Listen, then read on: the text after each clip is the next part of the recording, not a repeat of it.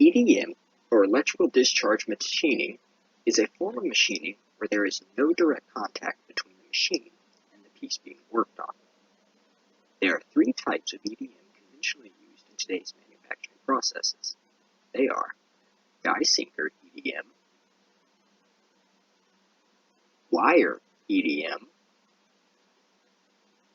and hole drilling EDM, all of which are very precise in their machining.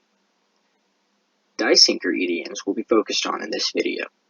They use electrodes that are in the shape of the desired detail, like a stamp. Electrodes are made from conductive materials like copper. They are mounted to the machine where a positive or negative electric charge will be sent through it. The workpiece will be sent the opposite charge. This means the machining can only happen in one direction, and usually the Z direction.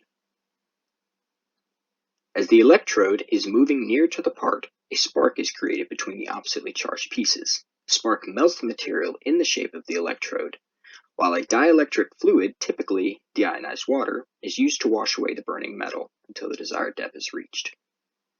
The space between the electrode and the part is the overburn, otherwise known as the spark gap.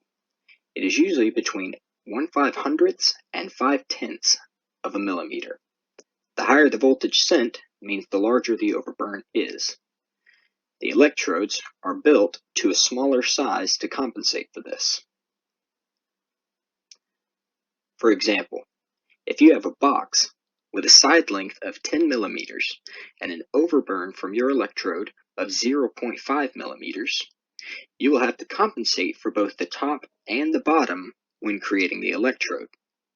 The side length of the electrode should be the desired length minus 2 times the overburn, or 9 millimeters. The same goes into effect when calculating the length. And that is how a die-sinker EDM does its job.